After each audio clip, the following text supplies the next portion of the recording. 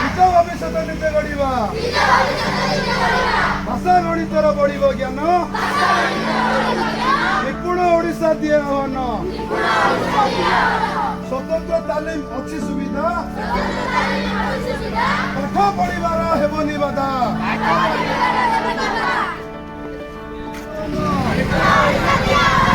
ଆସ ସ୍କୁଲ ଯିବା ପାଠ ପଢ଼ିବା ନିଜ ଭବିଷ୍ୟତ ନିଜେ ଗଢ଼ିବା ସ୍ୱତନ୍ତ୍ର ତାଲିମ ଅଛି ସୁବିଧା